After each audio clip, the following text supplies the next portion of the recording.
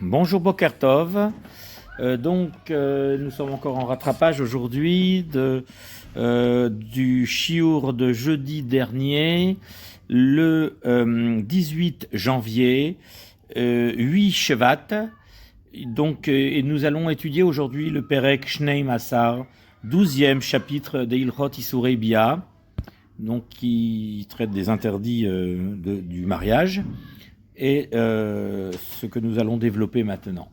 Donc dans le cadre du Beth Midrash Hillel, nommé à la mémoire de Rav Hillel Pevzner, à la Vachalom, et nous sommes heureux de vous présenter cette étude quotidienne du Rambam, instaurée par le Rebbe Rabbi de Lubavitch en 1984 à 1744, afin d'assembler tout le Klal Israël à travers une étude de la halakha intemporelle, c'est-à-dire qui traite de toutes les lois, y compris celles qui avaient cours à l'époque du Beth Amikdash. Et aujourd'hui, nous allons faire le Shiur 271, comme nous l'avons dit, 12e chapitre, Ilchot Isurei Bia. Halakha Aleph. Israël Shebaal Goya. Un juif qui a une relation maritale, une relation intime avec une goya, avec une non-juive, mishar ha'umot, c'est-à-dire de tous les peuples de la terre, derech ishut, de façon habituelle, de façon maritale, une relation intime, à proprement parler, aux israélites, sheniv ala les goy, derech ishut, ou bien une femme juive, inversement, qui a eu réciproquement, qui a eu une relation avec un goy, avec un non-juif, de manière maritale, de manière classique, on va dire, une relation accomplie, on va dire. Are elu lokin, ils sont sanctionnés par la peine de flagellation. Min ha-Torah, par la Torah, shenemar, comme il est dit, velo titraten bam, et tu te marieras pas avec eux. Bitra lotitan livno, ta fille tu la donneras pas à son fils. Ou bito lotikar livnecha, et sa fille tu la prendras pas pour ton fils. Donc de là est l'interdit de la Torah, le lave, de se marier avec un non-juif ou bien une non-juive. Et Chad Shiv'a Amamin, et dans ce pasouk-là, il ne s'agit pas que uniquement des 7 peuples cananéens qui peuplaient la terre d'Israël à l'origine, avant que le peuple juif ne la conquiert. Ve'Rad Kolumot Beisurze, et il s'agit également de tous les autres peuples du monde qui sont frappés de cet interdit. Vechen Mefourash El de Ezra, et ainsi on voit un verset dans Ezra, le prophète Ezra, donc qui est à l'origine de la Knesset Hagedola, n'est-ce pas? Vacher l'uniten benotenu le'ameh haaretz, donc qui a organisé le judaïsme dans le retour lors de la construction du deuxième temple. Eh bien, il est dit le pasuk suivant que nous n'allons pas donner nos filles les Ameh Haaretz à des personnes appartenant au peuple de la terre, et de même, nous ne prendrons pas pour épouse leurs filles pour nos fils. Alachabet, velo asra Torah el aderech chatnut.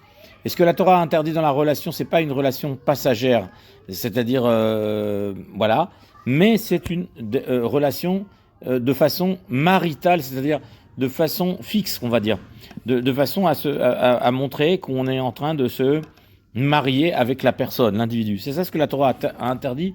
Aval haba la goya derersnut, mais celui qui a une relation intime avec une goya de manière occasionnelle, on va dire, comme de manière débauchée, une relation d'un moment, d'un instant, makinoto makat mardout, il devrait être flagellé, être frappé de la plaie de mardout, c'est-à-dire la flagellation des rabbins.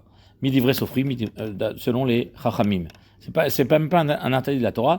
Xra shema yavo leitraten, car on craint qu'il en viendrait à se marier avec une goya à force d'avoir des relations avec elle. Veimi chedab lo biznut, et si il a réservé cette femme pour avoir des relations sexuelles occasionnelles mais répétées, on va dire, de manière débauchée, voilà. Chayav ala mishum nida. Alors il est frappé par l'interdit de nida parce que les goyotes, elles ont le issour nida. On considère que elle est interdite. Tous les goïms sont zava de toute façon. C'est une grâce rachamim. Et donc, on a interdit que cette relation, comme s'il il allait avec une ida. C'est un issour. Ok, continuons. Alem mishum nida, ou mishum shifra, ou mishum goya, ou mishum znut. À la fois parce qu'également, elle est comme une shifra, ça veut dire elle est comme une servante non juive. Elle va peut-être le devenir. Elle a été trempée, elle fait certaines mitzvot, mais elle appartient à son maître. Elle est interdite à un juif parce qu'elle ne fait pas partie du cas, elle n'a pas le yirous d'un juif. Donc une goya, c'est la même chose. C'est à peu près équivalent à une chifra. C'est certainement même pire, enfin d'une certaine manière, parce que la chifra, elle est un peu juive dans l'esprit, parce qu'elle fait certaines mitzvot. D'un côté, elle est aussi astreinte et je veux dire, elle est esclave, voilà. Mishum Goya, parce que c'est une Goya, c'est une non-juive, ou Mishum Zona, et parce que c'est une femme de mauvaise vie, une prostituée, et c'est un interdit de la Torah d'avoir une relation. D'accord. Mais par contre, un Kohen, lui, Isha Zona Vachalal Lo Yikachu. Un Kohen n'a pas le droit d'avoir une relation avec une Zona, donc en fait, c'est un issour spécifique au Kohanim. Zona, bon, Zona, ça peut être, comme on l'avait dit, celle qui a eu des relations avec un homme qui est pas saoul pour elle, et c'est que la guillorette, enfin, je veux dire, une femme qui a eu des relations consentantes avec un goy. Elle a souvent la Cohen. Elle s'appelle Zona. Chez Nif'ala, les Pasoul, là, qui a eu des relations avec un homme Pasoul pour elle, ça c'est Zona. Mais ça peut être Zona Kipchuto aussi. Ça peut être prostituée pour un Kohen, c'est un Issour. Ok. Ve'imlo yichedalo, et la nikrat mikre, pardon. Mais si c'est une relation tout à fait occasionnelle, qui n'a pas été préparée, anticipée, enochaya vela mishum goya, le seul interdit dont il est question ici, dont il enfreint, est celui d'avoir une relation avec une goya. Bechol chiyuvin elumi divrehem, et tous ces interdits ne sont que des interdits rabbiniques, comme on l'a dit. L'interdit du Minatora, c'est ce qu'on a expliqué, c'est si c'était rechatnut, c'est une manière à fixer une relation continue, on va dire. Pardon, Gimel. Bamé dvarim amurim, dans quel cas parle-t-on Keshaya Boel Israël? Lorsque l'homme était un Israël, Aval Kohen, Abba al Goya Aloké. Mais comme on vient de le dire précédemment, un Kohen qui a une relation avec une Goya, il est loqué. Il a Malkut Minatora, même si c'est occasionnel. Minatora Mishum Zona, parce que la Goya, elle rentre dans le klal de Zona. On a dit, Zona, c'est une femme qui a une des relations avec un homme qui est pas saoul pour elle. C'est une femme qui a une mauvaise vie. Une Goya, elle rentre dans ce klal également. Et ça, c'est un issour clair pour le Kohen, spécifique pour lui. Même relation occasionnelle, il reçoit le Malkut Midoraita. Vechat Zona Goya, Vechat Zona israélite, qu'il s'agisse d'une prostituée non juive ou d'une prostituée juive. Le issour est pareil, il est égal. La Torah, elle a inclus les deux dans le mot Zona. Juive ou Goya, c'est le même issour. Il est frappé par la flagellation. Ou Bibeila Bilvad Loke, et avec une simple relation, il subira la flagellation. Sharaena Bat Kiddushin, car cette femme, de toute façon, il n'aurait pas pu l'épouser. Donc on ne va pas lui dire de rechatnut. On ne va pas lui dire de vivre maritalement avec elle. Je veux dire, on ne va pas dire que c'est uniquement dans un cadre de stabilité et de vie maritale qu'il serait frappé d'un interdit, puisque de toute façon, une quelconque relation avec elle est absolument interdite. Une simple relation déjà le rend chayav malkout. Dalet, kolaboel goya ben derech hatut ben derech zenut. Tout homme juif qui a une relation avec une goya, qu'il s'agisse d'une façon de mariage, de fixe, ou bien d'une façon de znout, de prostitution, imbe'ala befarehesia, s'il a une relation ouverte, c'est-à-dire devant tout le monde, publique, on va dire, il s'est exposé, ve'ushivol ene asara, c'est-à-dire qu'il aura une relation en présence de 10 personnes, mais Israël, des Juifs, oyater, ou plus, et c'est le 10, c'est le minimum, on va dire, impag'u bo kanaim, si des vengeurs, c'est-à-dire des personnes qui sont empreints de l'esprit de vengeance pour justement honorer le kavod Hashem, qui a interdit cette relation, va ragou, et ils l'ont tué. Arelo meshubachim uzrizin. Ces gens-là sont dignes de louange. Ce sont des gens zélés qui ont le feu de la gloire d'Hachem qui brûle en eux.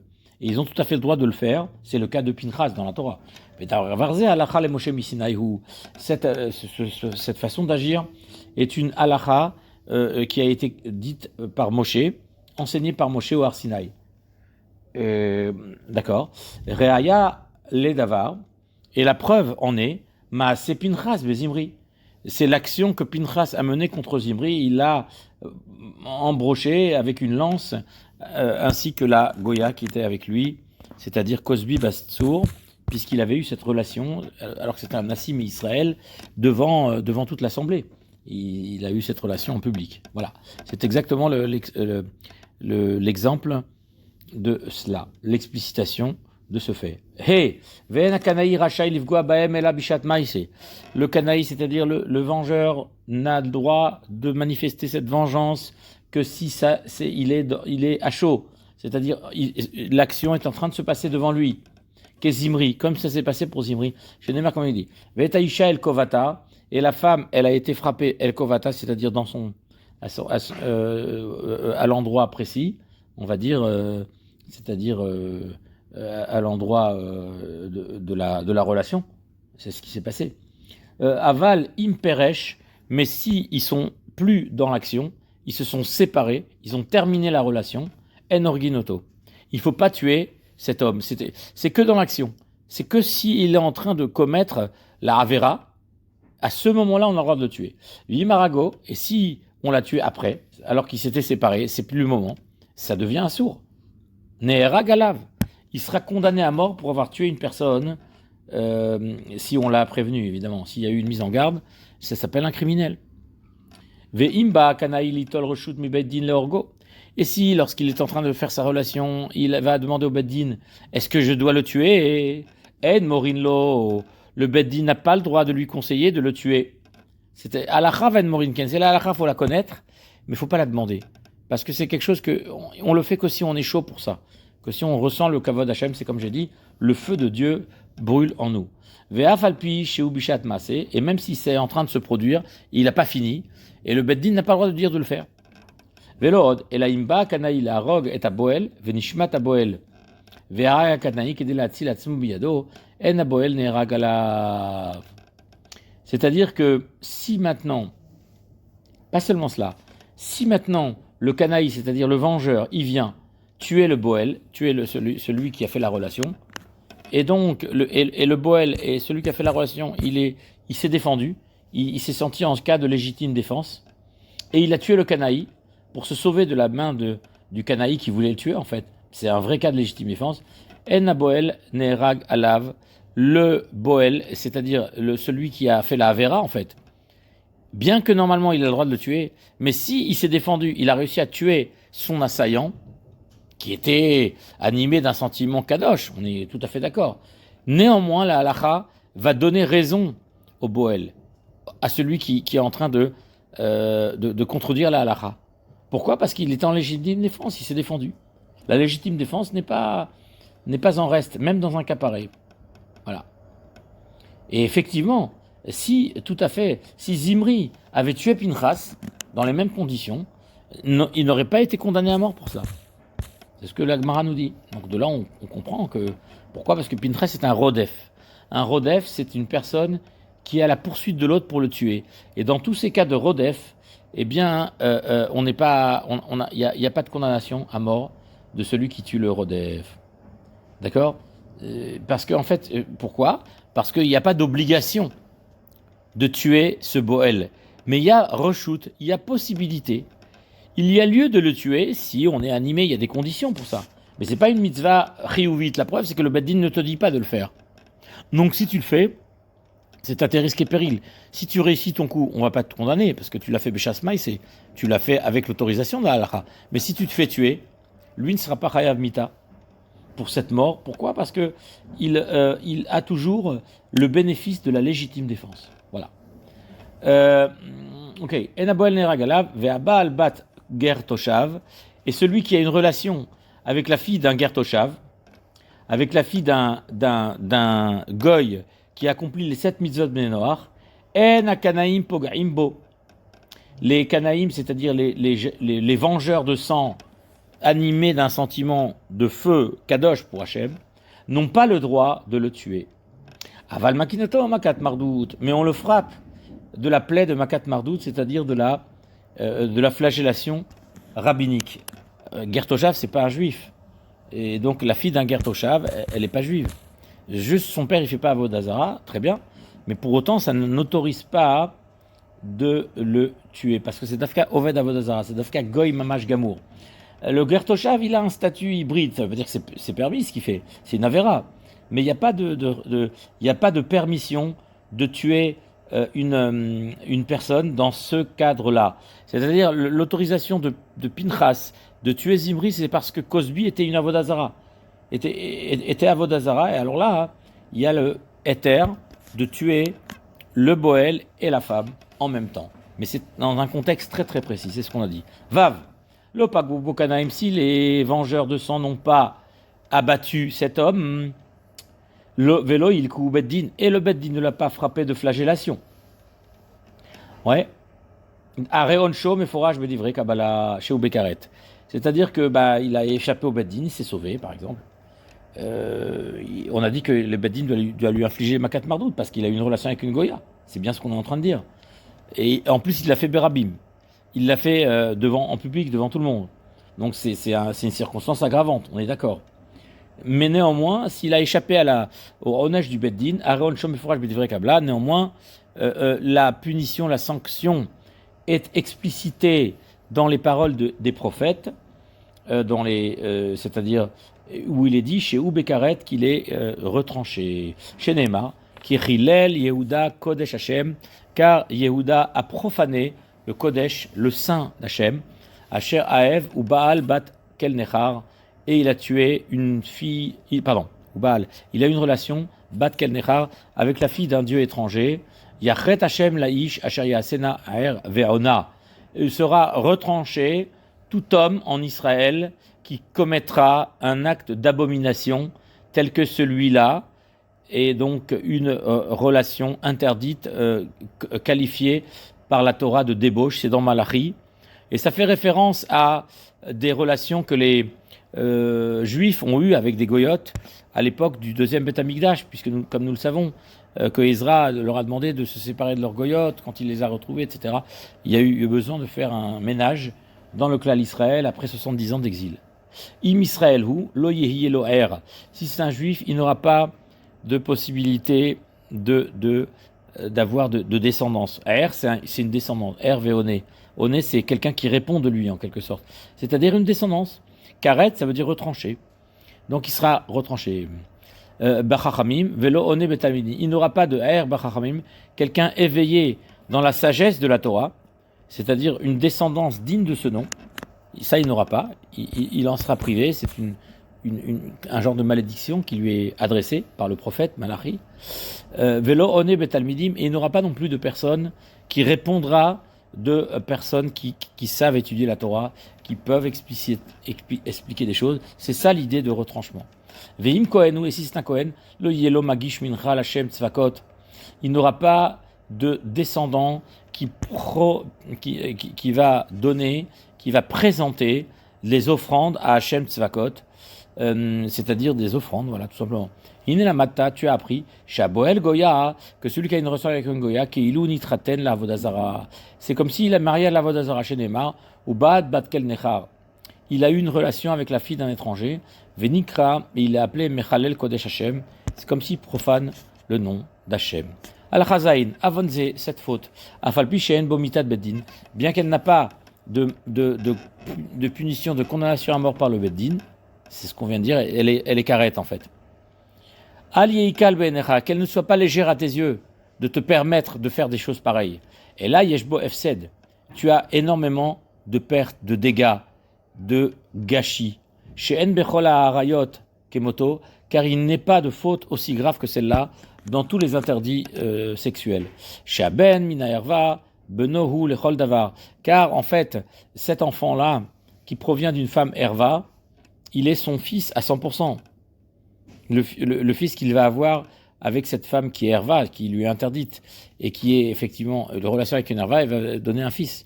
il va avoir une descendance d'elle, peut-être. Et cet enfant-là, et c'est son fils à 100%. Ou Bichlal Israël Nershav, c'est un juif.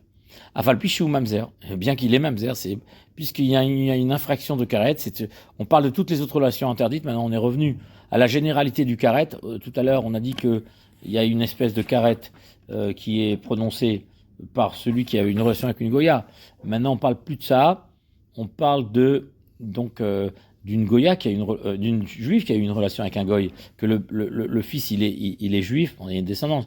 Mais si c'est un juif qui a une relation avec une juive qui lui est interdite, adultère ou inceste ou relation de proximité familiale telle que nous l'avons développée précédemment et que la Torah elle a frappé de karet, eh bien cet enfant est mamzer, comme on l'a développé dans le Pérec précédent, le Pérec Yudalef. Ok. Alors maintenant, ou Bechlal Israël Nachav. Afalpish ou Mamzer. Vea ben mina goya enobno. Par contre, si c'est un juif qui a une relation avec une goya et qu'il est né de là un fils, eh ben l'enfant, il n'est pas miyuchas acharav. Il suit la mère. Comme on dit le Vlad, alach acharaem. Il suit la mère. Donc si c'est le fils d'une goya, c'est un goy. Voilà. Donc il a mis au monde un goy. Oui. Chez Neymar, qui a sir et bincha me acharai. Quand ton fils va se détourner de moi, mais si rotom iliyot achare Hashem, on va le prendre et le détourner de suivre Hashem. Chet, vedavar zegorem leidabek bagoim. Et cette chose-là, elle entraîne les idabek bagoim de se coller au goïm. Chez Ivdilanu Akadosh Baruch Hu mehem, qu'Akadosh Baruch Hu nous a séparés d'eux, velashuv machare Hashem, et de revenir, de se détourner d'Hashem, velimaolbo, et de profaner Hachem, de provoquer Hachem. Tête, Goy Abal Bat Israël, un Goy qui a une relation avec une Bat Israël, ouais. Donc le contraire, là maintenant c'est un juif qui a une relation avec une Goy, on a l'enfant est Goy. Si c'est un Goy qui a une relation avec Bat Israël, Imeshetish, si elle est mariée, Nehera Galea, il doit être condamné à mort parce que il a commis un adultère. Kol Sheken, si déjà le juif est Chayav Mita, Kol Sheken le Goy, qui serait Chayav Mita. Si on est dans un pays qui est légiféré par des juifs, évidemment. D'accord? Ok. Veim pnuyahi enonerag, des juifs religieux qui suivent la halakha. Et si c'est une femme qui n'est pas mariée, elle est jeune fille, célibataire, enonerag, il n'est pas condamné à mort. Bon, il a fait une chose grave, certes, mais il n'est pas condamné à mort. Yud, aval Israël abala goya, mais si c'est un juif qui a une relation avec une goya, ben k'dam ben shalosh shanim, veyom echad ben gdola ben pnuya, ben eshati, afilo ayakatan ben tesha shanim veyom echad, kivat sheba la goya bezadon, arezon ereget. Alors, je vais traduire toute cette phrase. Mais maintenant, un Israël qui a eu une relation avec une goya. Alors, cette goya, elle était comment? Ben Ketana, peut-être qu'elle avait moins de 12 ans. Elle avait entre 3 et 12 ans. Elle était quand même Bat Shalosh Shanim veyom echad.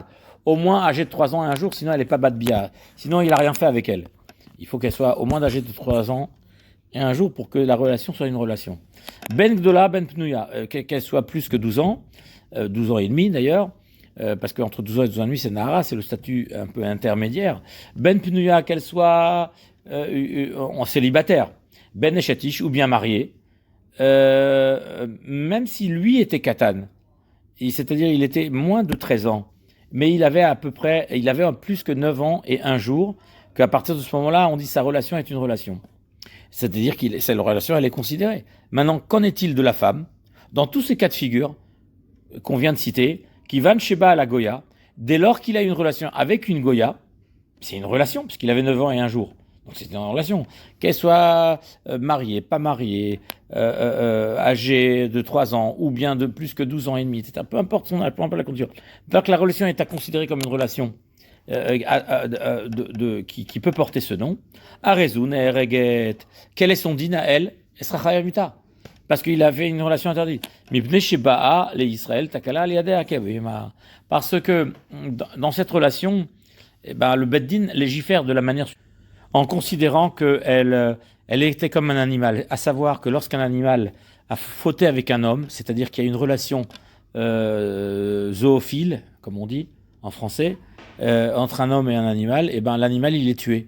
Parce que c'est à cause de lui que l'humain a fauté. Bon, donc on va tuer l'animal aussi. Et l'homme aussi, bien évidemment. L'homme, il s'est rendu Chayav Mita par cette relation. Mais même l'animal, on ne dit pas, qu'est-ce qu'il a fait cet animal? Non, l'animal a participé, même passivement, le fait qu'il a été l'objet d'une telle débauche, eh ben on doit le tuer. Et la Goya, c'est la même chose. C'est qu'on considère qu'elle est fautive de la déviance de ce juif-là, qui est aussi fautif d'une certaine manière. Mais elle, par contre, elle est ne'ereget miyad, elle est tuée, elle est condamnée à mort systématique. De même que l'animal l'est dans le cas de la zoophilie. Vedavar ze mefourash batorah, ceci est explicite dans la Torah chez Neymar. En hena ayu livnei Israël bidvar bil'am.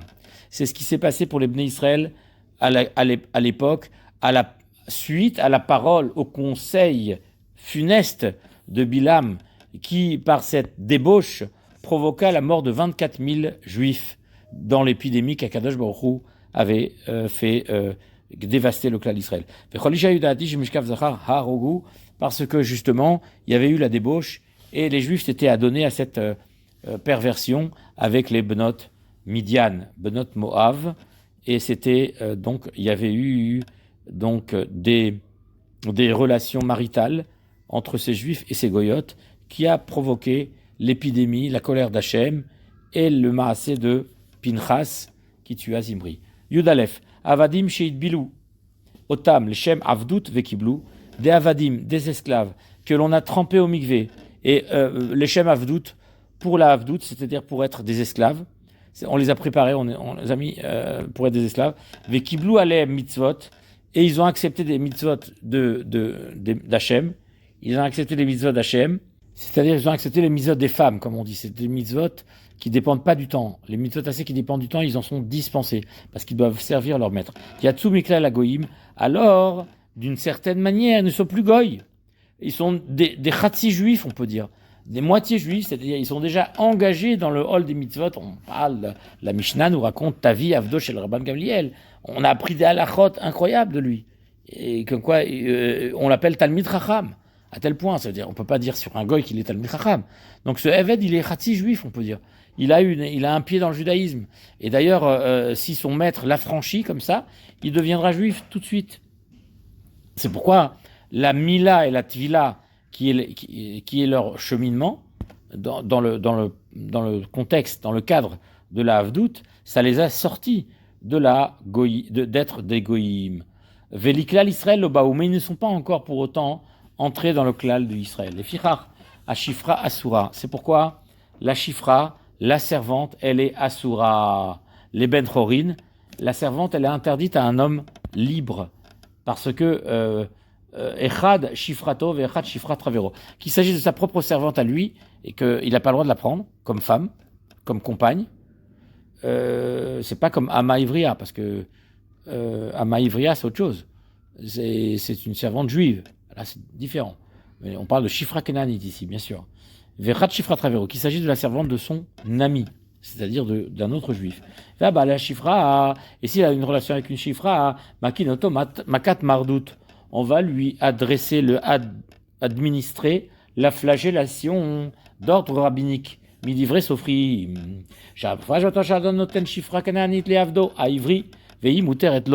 car effectivement, il y a un cas dans la Torah qui fait exception, qui est celui de Shifra Kenaanit, la servante non juive d'origine, c'est-à-dire qu'elle a un engagement, elle est au mikvé, elle était tvila pour le Shem Avdout, donc elle est, comme on dit, Khatsi juive, elle a déjà un pied dedans. Et elle n'est pas mouteret à un juif, c'est ce qu'on vient de dire dans cette halakha. Par contre, en revanche, elle est mouteret au Eved Ivri. C'est qui le Eved Ivri? C'est l'esclave juif, c'est-à-dire celui qui se vend parce qu'il a une dette d'argent, il est Ani, il est tellement bas qu'il est obligé de se vendre en servage pendant 6 ans, et la 7e année, il doit sortir. Il ne peut pas rester plus que 6 ans. Sinon, on lui met la boucle d'oreille, on le perce l'oreille, on le poinçonne. Ou bien ça peut être le voleur, celui qui a volé et qui n'a pas de quoi rembourser, donc on le vend en servage. Il appartient à un maître juif, ouais, mais il n'est pas astreint en même tâche qu'un Eved Kenani. Il n'est pas rabaissé à ce point. C'est un juif à 100%, mais il a quand même une espèce de rabaissement, on va dire, de statut, ce qui le permet à son maître de l'exploiter d'une certaine manière en lui donnant une Shifra Kenaanite, une servante non juive, entre guillemets, qui a un pied dans le judaïsme, comme on vient de l'expliquer, et qui lui est permise, en tout cas, pour avoir des enfants, en réalité. Parce que le maître, il a besoin d'avoir des des enfants, des descendants, mais le Eved Ivri, il travaille pour le maître lorsqu'il a des relations avec cette chifra et qui va lui donner des enfants. Chez Nehemar, Imadona, Viten Loisha, comme la Torah le stipule au sujet du Eved Ivri, que la Torah autorise, le texte le dit clairement, que si son maître lui a donné une servante, Aïcha va Viladea, Tihiela, donné à que en fait, il n'en retirera rien de tout ça. C'est-à-dire que le jour où il quittera son maître, les enfants seront au maître, tout comme la servante. Il ne pourra jamais l'emmener ailleurs. Il ne pourra jamais sauf si le maître l'a franchi, bien sûr. Mais voilà, l'histoire qu'il aura eue avec cette femme n'aura pas de lendemain, n'aura pas de suite, parce qu'il quittera son maître, lui, par contre, au bout de 6 ans, comme on l'a dit. Mais par contre, la Goya, la Chifra Kénanite, elle quittera pas son maître. Donc il perdra la femme et les enfants. Yudbet, velo gazrochamud avazé, velo chiva Torah malkut beshifra, ela imken aita herefet, la ish kemoshe be'arnu.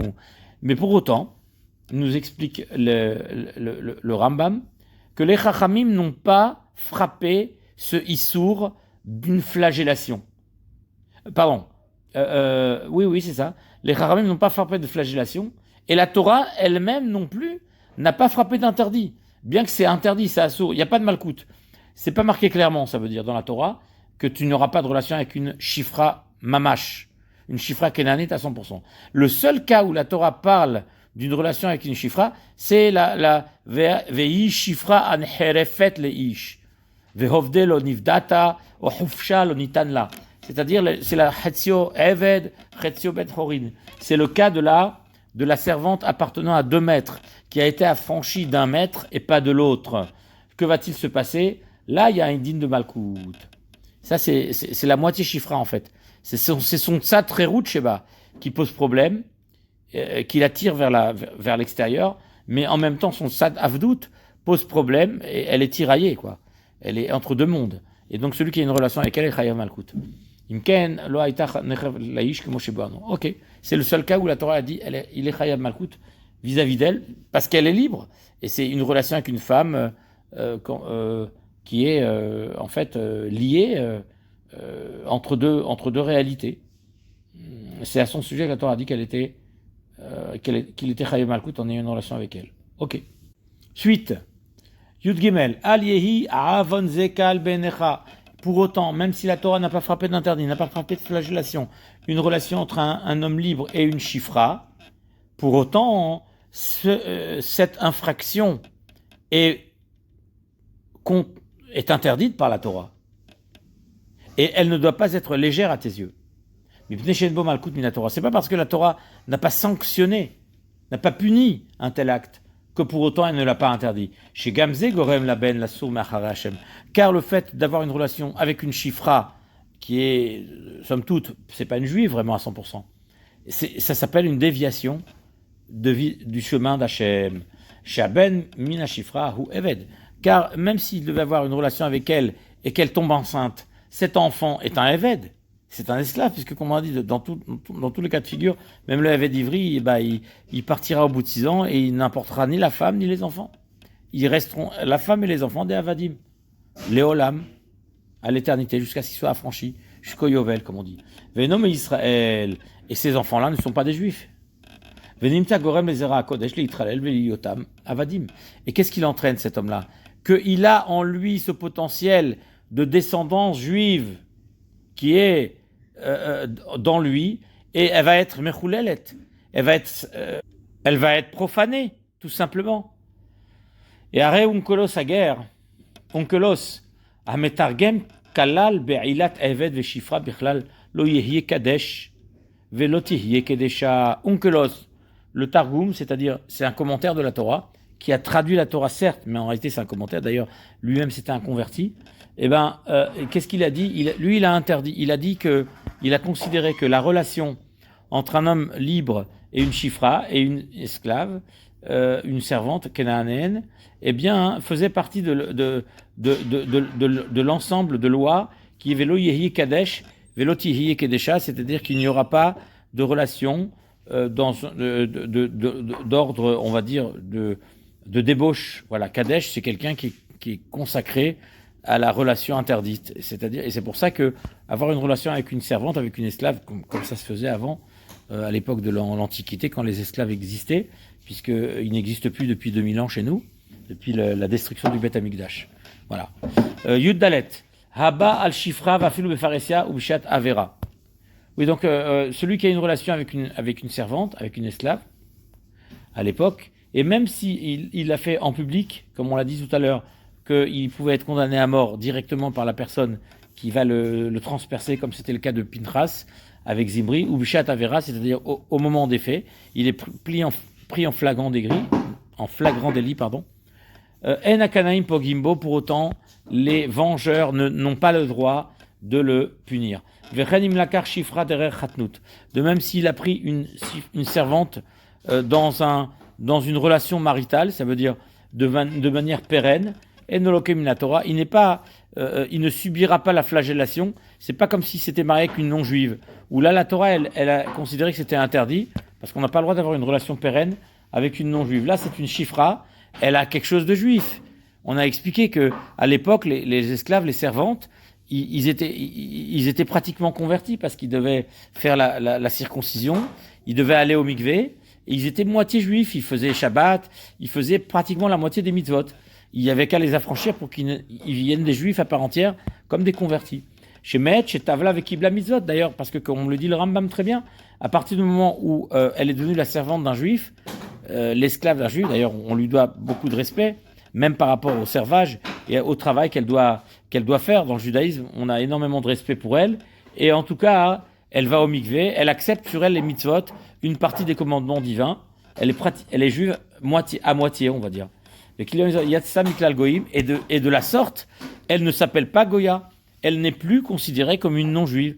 Vu que c'est la servante d'un juif, ce statut-là de servant est un statut assez honorable du judaïsme, puisqu'elle est considérée comme ne faisant plus partie des non-juifs. Mais au contraire, elle a déjà une évolution dans le judaïsme. Tetvav.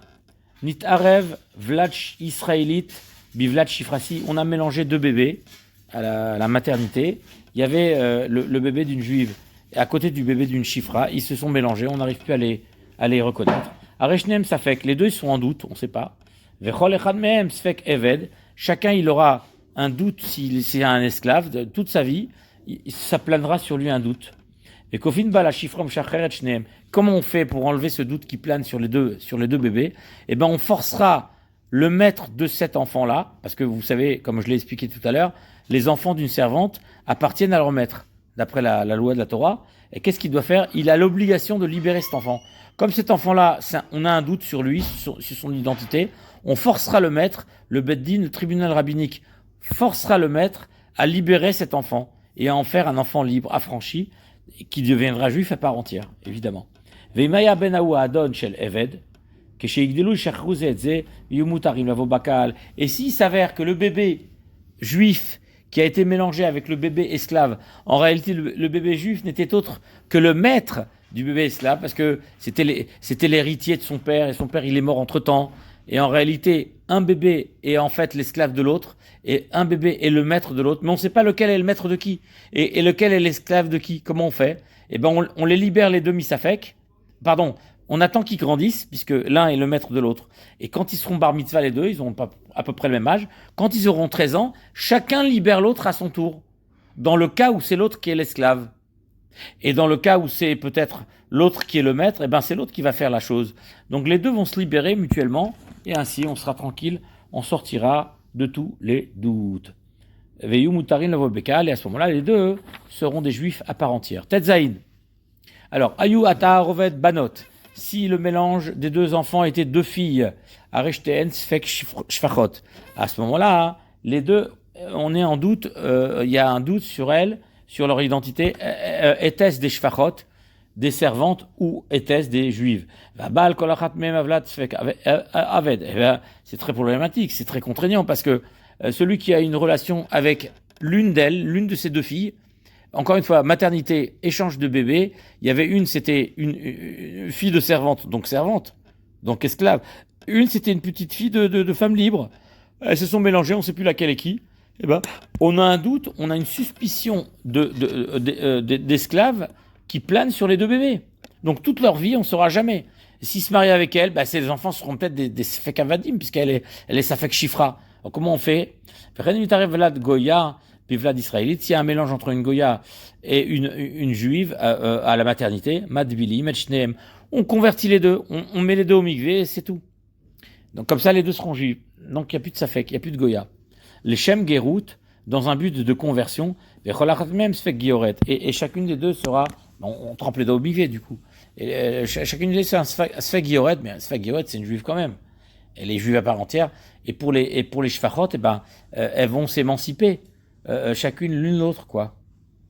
Ouais, c'est ça. Pour enlever ça. Madbili Metchem. Oui, on trempe les deux au mikvé. Et les Shem Gerut, c'est ça. Oui, parce que quand on la trempe le Shem Gerut, ça veut dire qu'on la libère, on la franchit. C'est-à-dire que le bébé qui était Shifra va devenir juif à part entière à travers cette deuxième tvila. C'est la tvila de la conversion, qui est toujours nécessaire d'ailleurs.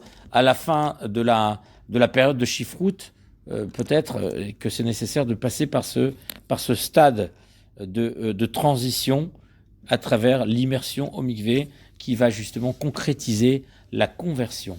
Yudzaïn. Kol hagoyim kulam kesheni yidgaïru vikablu alehem kol hamitzvot shebatora. Tous les goyim kulam kesheni yidgaïru, quand ils se convertiront, vikablu alehem kol hamitzvot, ils recevront sur eux toutes les mitzvot de la Torah.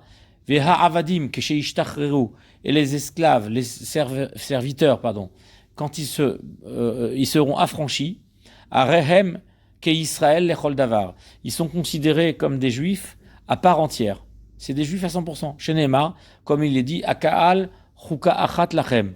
Toute la communauté d'Israël aura pour loi une loi unique qui s'applique à tout le monde de la même manière.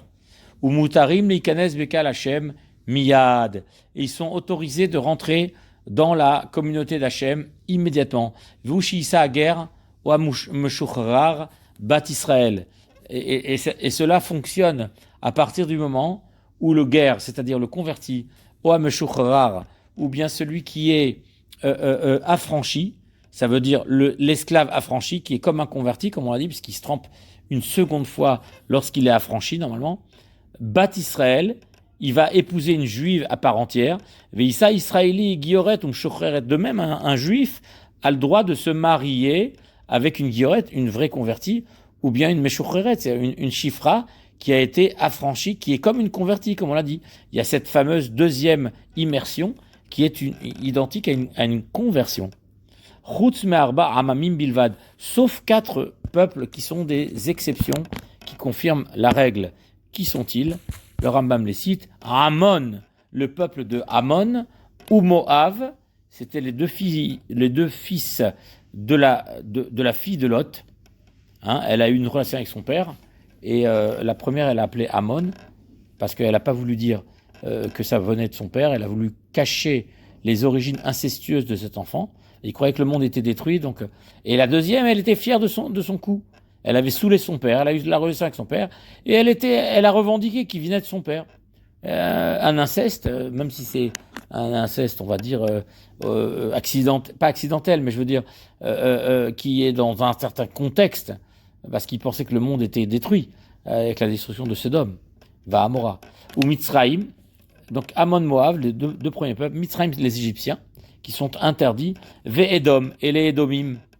Edom, c'est Esav.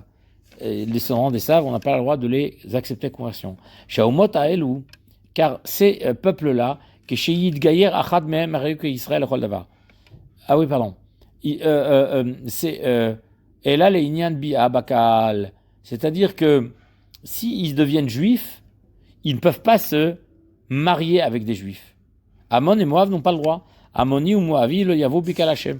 Il peut se convertir tant qu'il veut, il ne sera jamais accepté comme un juif pour se marier avec lui. On ne l'accepte pas dans le mariage. D'accord? C'est-à-dire, s'il tente de se convertir, c'est une tentative vaine. Parce que finalement, il ne sera pas intégré. Et même l'Égyptien. Mais l'Égyptien, il devra quand même attendre 3 générations. Et après, il sera accepté. Et tandis que le Ammon et Moab, jamais. Le Ketzad, Yutret, suite, explication de ce qui vient d'être dit. Ketzad Dinan, comment s'appliquent ces lois qu'on vient de sus-mentionner? Ammon ou Moab, Isuran, Isur Olam. Les deux premiers, Ammon et Moab, leur interdit, il est éternel. C'est-à-dire, il peut se convertir, même jusqu'à la 10e génération, il ne sera jamais accepté à se marier avec un juif. Avec une juive, pardon. Zecharim, Velonekevot. Par contre, il s'agit que des hommes. Les hommes sont interdits à la conversion, mais les femmes sont permis. Et heureusement, la preuve c'est Ruth, à Moavia, qui s'est convertie et sa conversion a été acceptée. Et David est un de ses descendants, 4e génération. Oved, Ishaï et David. Après Ruth. Chez Nehemar, Lo yavo Amoni ou Moavi bikal Hashem, comme la Torah le dit, il ne viendra pas se joindre au peuple juif, ni de Ammon, ni de Moab, dans la communauté d'Israël. Et par contre, halakha, les Moshe Misinaï, et c'est une halakha enseignée par Moshe au Sinaï qui avait été oubliée pendant un temps et qui a été rappelée dans le Beth Amidrash de David Amelech, à l'époque de Shaoul d'ailleurs, qui était ignorée mais qui a été rappelée, chez Amoni, Azachar va Moavi, Azachar, que seul le Moavi et Ammoni, qui sont des garçons, des hommes, sont interdits. C'est l'histoire du fameux Doeg à Adomi, qui voulait rendre Passoul David Amelech à être roi d'Israël, puisqu'il le considérait comme un Moavi, et à ce titre, il voulait disqualifier sa royauté, sa malchoute, et même son judaïsme. Ou chez Assour, Léolam Lissa Bat Israël, il s'agit uniquement de l'homme converti de Ammon et de Moab qui s'est interdit à se marier avec une Bat Israël. Quant à la femme, qui est l'ancêtre de David, comme Ruth, Afilou ben Beno, Atsof Haolam, Avalamonit ou Moavit ou Moteret Miyad, Kishara Umot. C'est-à-dire, à la fois l'homme, tous ses descendants seront interdits, à la fois la femme, immédiatement, elle est permise, elle-même d'ailleurs, comme n'importe quel autre peuple. À la conversion, elle deviendra juive. Yutet, Mitzri va Adonim. Maintenant, autre cas, les deux suivants, Mitzri et Edomi. Edomi, c'est les descendants d'Esav. Et Chad Zecharim et Chanekevot, homme comme femme, c'est égal, il n'y a pas de différence. Dor Rishon Vedor Sheni Asurim, première et deuxième génération, après conversion, ne sont pas admis au Klal Israël, l'Avo Israël, ils ne sont pas admis. Mais Dor Shlishi Mutar, par contre, troisième génération, le fils, il n'est pas admis, le petit-fils, il n'est pas admis, mais l'arrière-petit-fils, lui, oui, il sera admis. Au bout de trois générations, il a tellement bataillé, il a tellement insisté que finalement la Torah reconnaîtra leur judaïté. Pourquoi? Chez Nehemar, Bani, Masher, Ivaldu Lahem, les enfants qui naîtront de leurs enfants, eux, ils seront acceptés Bikal Hashem. Et pourquoi? Parce que ils ont eu quand même, on a une reconnaissance vis-à-vis des Égyptiens. Kaf, Mitrit, Me'uberet, Shinit Gaïra, Bena, Sheni. Une femme égyptienne qui est enceinte, si elle s'est convertie, son fils qui va naître, Benacheni, son fils est deuxième génération, puisque Leidata Bigdusha, il est né en tant que juif, parce que sa mère s'est convertie. Oui, mais c'est juif de deuxième génération égyptienne, donc pas accepté, parce que deuxième génération n'est pas encore accepté. Mitri Sheni, comme il est deuxième, Shenasa Mitrit Rishona, un Mitri de deuxième génération qui s'est marié avec une Mitrite, une égyptienne de première génération, elle vient de se convertir. Au Mitri Rishon, ou bien un Égyptien qui vient de se convertir, fraîchement converti, est considéré comme première génération. Chez Nassa Mitrichnia, qui a épousé une Égyptienne de deuxième génération, ça peut être le cas similaire, que sa mère s'est convertie alors qu'elle était enceinte de cette fille, c'est-à-dire que quand cette fille est née, elle était déjà juive par sa mère, mais de deuxième génération. Avalad Sheni, le Valad, s'ils ont un enfant, les deux, il revient au Sheni. Pourquoi? Parce que, retour à la case départ, parce que ça veut dire qu'on ne compte pas du Mekil, on compte du Marmia. C'est-à-dire c'est celui qui a le plus de Mitzriout, c'est-à-dire d'origine égyptienne, c'est le premier en fait, c'est lui qui tire vers le haut. Ça veut dire quelque part, on ne va pas lui faire des réductions à celui-là. Chez Nehemar, Bani Mashival de Lahem, Akatut Lahan Beleida, on va considérer la naissance. C'est-à-dire la relation congénitale avec l'Égypte. Et pas le... Voilà. Ok, donc on va être Marmia. Kaf Aleph, Ger Amoni Shnasa Mitzrit, un converti de Hamon, qui normalement n'est jamais accepté, Shnasa Mitzrit qui a épousé une égyptienne, Avalad Amoni, on va être marqué à la même chose. Le Vlad, il n'est pas Mitzri. Parce que si tu dis que le Vlad, il est Mitzri, il en a que pour 2 générations, et après il se fera juif. Non, le Vlad, il est Amoni comme le père. Maintenant, suite de cette halakha, Ger Mitzri Shnasa Amonite, le contraire. Si le mari est égyptien, et il a épousé une Ammonite, il a épousé une fille de Hamon, Avalad Mitzri. L'enfant, c'est un égyptien. Pourquoi? Parce que tu suis dans les goïms, on ne regarde pas la mère, on regarde le père. C'est pas qu'on est marmire comme le plus ramour des deux, comme tout à l'heure. Mais là, ici, le problème, c'est qu'on regarde le père. Or, si le père est égyptien, ce sera que la 3e génération qui sera interdite, même si la mère, elle est ammonite. Bon. Zéaklal, Baumot alachachar zachar, chez les goïm, chez les umot haolam, on suit le père. Nidgaïrou alachachar parhout. Si se sont convertis les deux, là, on regarde le pire. Ça veut dire on lui donne la khumra. Du pire, c'est ce qu'on vient de dire avant. Kavbet. Mishinidger, Mishiva, Amamim, Enam Asurim, Minatora, Lavo Bakal. Si parmi les 7 peuples, ou Amalek par exemple, il y en a un qui s'est converti, il est juif tout de suite. On l'accepte dans le judaïsme immédiatement de faire partie de la communauté d'Israël. Car nous savons bien que les seuls qui ont pu se convertir parmi eux étaient les Givonim, mais ils ont usé de ruse, en réalité. Ils ne devaient pas être juifs. Tout simplement, c'est parce qu'à l'époque de Moshe et de Yoshua, ils se sont fait passer une peuplade, c'est dans Yoshua, pardon. Ils se sont fait passer par une peuplade qui est venue de très très loin, et Yoshua les a acceptés, et quand ils se sont rendus compte de leur subterfuge, qu'en réalité c'était une ville voisine, qu'ils avaient menti, donc en fait, il a été bien obligé, ils étaient convertis, c'était déjà passé. Et il leur a astreint, il leur a attribué les tâches difficiles de Shoave Maïm, puiseur d'eau et fendeur de bois. Chotve etzim. Je suis asurim lavo bekal, achad zecharim, ve achad nekevot. Eh ben, les Givonim, on a interdit leur mariage avec les Israël parce qu'ils s'étaient mal comportés, ils avaient trompé. La conversion a été remise en cause en quelque sorte. Et on a été gozer sur ce peuple-là, des Givonim. Ok. Velo asarotam ela bisman shiyesh migdash.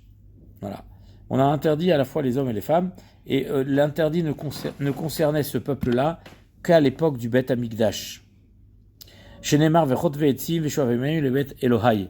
Et d'où le texte qui dit bien la sanction, comme je l'ai dit tout à l'heure, qu'il a été décidé qu'il serait justement des puiseurs d'eau, des fendeurs de bois pour le Bet Hamikdash, pour la maison de Dieu.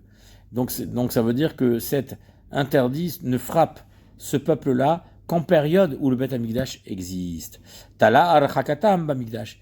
Le verset a bien explicité leur éloignement du peuple juif en rapport avec l'existence du Bet Hamikdash. Rav Gimel. Ve'em adikraim netinim, c'est ceux qui sont appelés netinim. Netinim, c'est-à-dire natin, c'est-à-dire on les a astreints à une tâche particulière. Ça vient de naton, qui veut dire donner. On les a adonnés à une tâche. Les Fijentam Lavodat Hamikdash, parce qu'ils ont été adonnés, astreints au service du Bet Hamikdash, comme on vient de le dire. David et Gazar Lahem Shelo Ikansu Be'akal Leolam.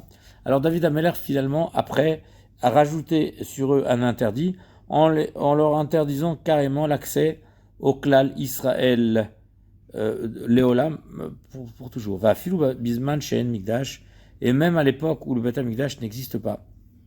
Vechem meforach be'Ezra, et ainsi, on le dit dans Ezra. Umenatim shenatan David ve'asarim la'avodat Elohim. Il s'agit donc que ces netinim ont été donnés au service des princes, la'avodat Elohim, et pour être des serviteurs du travail des Lévi'im. Halamata, d'ici tu apprends. Chez l'otala otam bamigdash, que en fait le service de ces netinim vis-à-vis des Lévi'im n'est pas forcément dépendant de l'époque du Migdash, du temple lui-même, et de l'époque du temple. Ça veut dire c'est pour toujours. Donc ce Issour qui n'était lié qu'au Migdash à l'époque parce qu'il devait être serviteur du Mikdash, finalement il a été prolongé par David, qui les a interdits pour tout le temps, pour toutes les époques. Et il les a mis au service des Lévim, ce sont des serviteurs. Kavdalet, Vela Magazar Alehem Hu Bedino. Et pourquoi David Ameler a-t-il prolongé un interdit par rapport à ce qu'ils étaient interdits déjà avant, en étant donc astreints au Beth Amikdash, les Fichera, Azout, Varzariut, car il a constaté chez eux une certaine, un toupet, une Arzariut, une cruauté. Shaita Baem Bet Shebikshu, Shivat, Bnei Shaoul, Bechir Hashem, Litlotam, lorsqu'ils ont demandé de se venger sur les descendants de Shaoul, les 7 fils de Shaoul, en les tuant sauvagement. Parce qu'ils avaient, eux, en leur temps, fait du mal aux Nétinim, certes, mais ils avaient donc développé une cruauté, une vengeance, qui n'est pas celle des Bnei Israël. La Arzariout, c'est le contraire de la Gomle Chassadim. Ok. Varagum Shelo Richamu. Ils n'étaient pas Rachmani, voilà. Vous savez qu'il y a 3 simanim qui sont le propre du juif, c'est Baïchanim. Ils ont honte, ils ont cette réserve, voilà. Rachamanim, ils sont miséricordieux. Or, c'était la mida qui leur manquait. Comme ils n'ont pas eu pitié de ces enfants, et ben ils les ont tués sauvagement. Les Richamu Alem, ils n'ont pas eu pitié. La 3 mida, c'est Gomle Chassadim, c'est faire du bien. Ce sont les 3 qualités des Juifs en général. Café,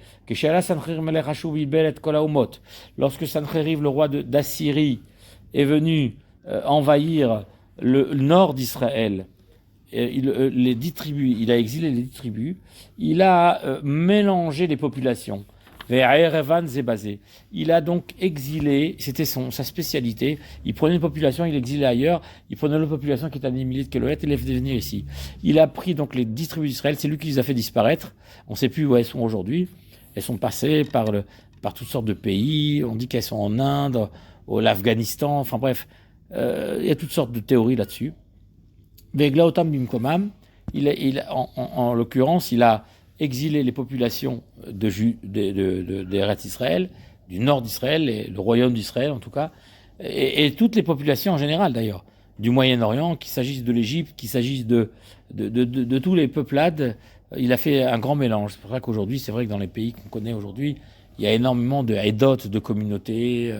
En Iran, vous avez des Kurdes, vous avez des Perses, enfin des Iraniens, quoi, des chiites, toutes sortes des sunnites, enfin bref, il y a des mélanges de populations qui montrent bien que depuis la nuit des temps, les peuples ont été bien mélangés. Et celui qui a fait ce mélange, il s'appelle Sancheriv. C'était le spécialiste en la matière, divisé pour régner, c'est-à-dire déporté pour régner, pour affaiblir, pour déraciner les peuples de leurs ancêtres, de leurs racines ancestrales, et ainsi les affaiblir et installer son pouvoir. Veloua Mitzrim, Sheberet Mitzraim, Ata Anashim Acherimem. Donc du coup, que va-t-on considérer qu'aujourd'hui, les peuples qu'on a aujourd'hui, qui vivent en Égypte, ne sont pas des Égyptiens. Donc si maintenant quelqu'un qui vient d'Égypte, il va se convertir, on lui dit, t'attends pas 3 générations.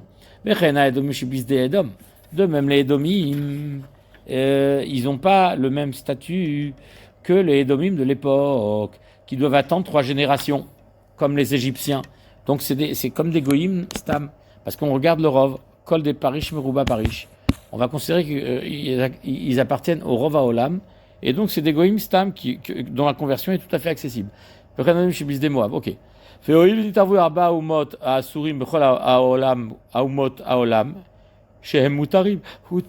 dans les Ammon et Moab, pareil, et Mitri et Védomi, pardon, ces 4 peuples qui avaient des statuts spéciaux.